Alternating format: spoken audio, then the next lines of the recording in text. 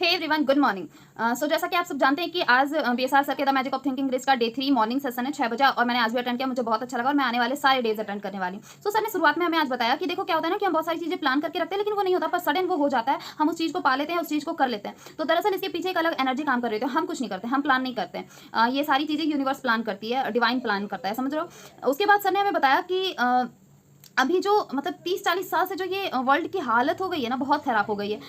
मतलब बैलेंस बिगड़ गया पूरा प्रकृति का और हमारा। इसके पहले सब कुछ सही चल रहा था, जब जहाँ बारिश होना था, जब जहाँ गर्मी पड़नी थी, तब एकदम एग्जैक्ट सही समय पे होती थी। लेकिन अभी सब कुछ मिसबैलेंस हो गया। क्यों? क्योंकि अभी क्या है ना कि मतलब जो अध्यात्म से हम बिल्कुल दूर हो गए। फ़ोन, इलेक्ट्रिसिटी, मोबाइल, टीवी, इन सब के चक्कर में ना हमने असल में जीना, सही समय पर सोना, सही समय पर उठना, खाना पीना सब हम भूल गए। इसीलिए अभी के टाइम पे लोगों को देखोगे आप, जितना वो पढ़े लिखे हैं ना, उतना ही घर में झगड़ा, झंझट, अवसाद, डिप्रेशन इतना ही ज़्यादा हो रहा है। क्यों हो रहा है? क्योंकि जो हमारी एजुकेशन सिस्टम है ना, शायद इसमें हमें कुछ सिखाया ही नहीं जा रहा है। मतलब कि ना हमारे पास स्किल्स है, ना हम अच्छे इंसान बन पा रहे हैं अपने एजुकेशन सिस्टम में। तो इसमें थोड़ा तो इम्प्रूव करना होगा। अब ये हम और आप तो नहीं, शायद ना कर पाएँ, लेकिन हम अपने आप में तो इम्प्रूवमेंट कर सकते हैं। क्या है ना कि देखो, आपको अध्यात्म से जुड़ना होगा, अध्यात्म की शिक्षा लेनी होगी। अध्यात्म, जो इंसान अध्यात्म से जुड़ता है ना, वो जल्दी उठता है, वो ग्रेटिट्यूड में जीता है, वो दूसरों से जलता नहीं है, वो दूसरों की बुराई नहीं करता है, वो खुद पर फोकस करता है, वो भगवान पर, वो चीज़ों पर विश्वास करता है। मतलब इन शॉर्ट, अगर हम पुरानी जीवन शैली को अपनाएं तो बहुत कुछ सही हो सकता है। रिड्यूस, रीयूज, रिसाइकल, इसका हमें यूज़ करना सिखाया सर ने, बताया।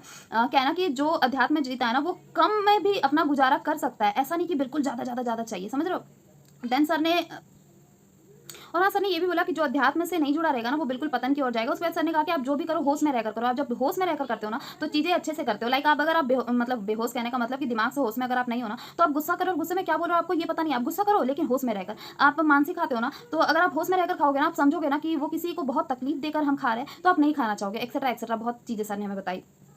अगर आप प्रकृति से कुछ चाहते हो ना, तो फिर आपको उतना प्रकृति को देना भी पड़ेगा। क्या है ना कि जो हम लेते हैं ना, सॉरी, जो हम देते हैं ना प्रकृति को, वही हमें वापस मिलता है। अब आपने देखा कि प्रकृति बिल्कुल फॉरगिवफुल है और फॉरगेटफुल है, और फॉरगिवनेस उसके अंदर पूरी तरह से, मतलब कि वो गुस्सा भी करती है ना थोड़ी देर के लिए। आपने एक छोटे बच्चे को देखा है, वो किसी के साथ बहुत लड़ता झगड़ता है, गुस्सा होता है, रोता है, और फिर जाके उसके साथ खेलने लगता है। अब आप कहोगे सर हमसे नहीं होगा ये, अगर किसी ने हमें दुख दिया है तो हम नहीं माफ कर सकते।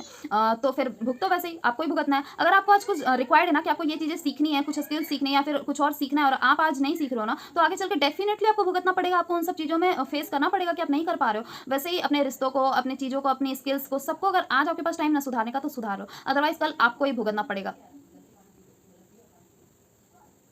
देन सर ने हमें रिलीज टेक्निक के बारे में बताया। रिलीज मतलब कि हमारे अंदर डर, भय, चिंता, किसी चीज़ को पाने की या फिर बहुत पैसे कमाने की, बहुत सारी मतलब कि स्ट्रॉन्ग डिजायर्स होती हैं, ठीक है। और अगर ये पूरी नहीं होती है ना, तो बिल्कुल हम गलत रास्ते पे चले जाते हैं। इसीलिए आपको क्या करना है, खुद को बिल्कुल एम्प्टी कर देना है और रिलीज करना है चीज़ों को। मतलब अपने माइंड में इतना प्रेशर लेकर चलना ही नहीं है। आप सब कुछ रिलीज कर दो और बिल्कुल एम्प्टी हो जाओ। अच्छा, एक बात बताओ, आप किसी के यहाँ चीनी लेने गए हो, ठीक है, वैसे वो ज़्यादा चीनी तो आपको देगा नहीं छोड़ो, शायद ये एग्जाम्पल उतना फिट नहीं बैठता, लेकिन आप किसी से कुछ लेने गए, ठीक है, लेकिन आपका बर्तन पहले से भरा हुआ है, तो वो कितना आपको देगा?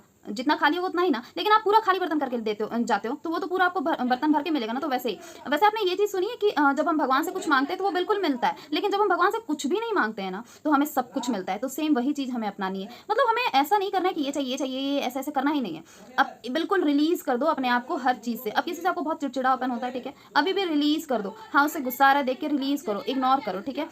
फॉरगिवनेस जो है ना, वो रिलीज का जो रिलीज है ना, फॉरगिवनेस से ही रिलेट करता है। बाकी सर ने रिलीज मेडिटेशन कराने के बाद बहुत मजा आया। मैं कभी अगर आपको बता पाऊँ तो बताऊंगी रिलीज मेडिटेशन। उसके बाद करुणा साधना हमें कराया। करुणा साधना में भी सर ने बताया कि हम एक झरने की तरफ जा रहे हैं, जहाँ से करुणा का पूरा पानी बह रहा है, उसमें हमने नहाया और हम पूरा करुणामय हो गए, और अब सबको सिर्फ करुणा बांट रहे हैं।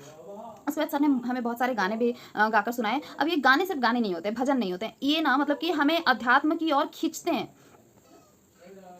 सो ज्योति से ज्योति जलाते चलो, प्रेम की गंगा बहाते चलो। देन सर ने सुनाया, नेकी व्यर्थ नहीं जाती, हरी लेखा जोखा रखते हैं।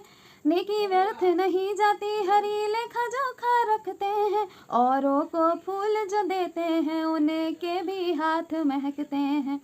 औरों को फूल जो देते हैं, उनके भी हाथ महकते हैं। बहुत अच्छा लगता है। और वैसे भी मुझे ये सॉन्ग बहुत पसंद है। आप पूरा जाकर यूट्यूब पे सुनना, आपको बहुत अच्छा लगेगा। कभी अभी आप लो फील करो ना, जरूर इसे सुनना। देन सर ने और भी एक सुनाया था कि नफरत की दुनिया को छोड़ के प्यार की दुनिया में खुश रहना मेरे यार। सच में ये सिर्फ गाने नहीं है, ये भजन है। आपने बचपन में एक चीज़ देखा था क्या? जब आपको कुछ पोएम वगैरह याद नहीं होती थी ना, तो आप उसे गाकर याद करने की कोशिश करते थे, है ना? तो सेम यही चीज़ें हैं, जब आप अध्यात्म से जुड़ने में आपको तकलीफ हो ना, प्रॉब्लम हो, मतलब आप नहीं कनेक्ट कर पा रहे हो, तो आप इस तरह से गाकर खुद को कनेक्ट करो। अभी के टाइम पे खुद को अध्यात्म से कनेक्ट करना बहुत ज़रूरी हो गया, वरना आप पतन की ओर जाओगे। दैट्स इट गाइस, अगर आपको मेरा वीडियो पसंद आया तो लाइक शेयर सब्सक्राइब करना। Bye bye. बाकी आगे के आपको लिंक्स चाहिए तो आप मुझे डीएम करना।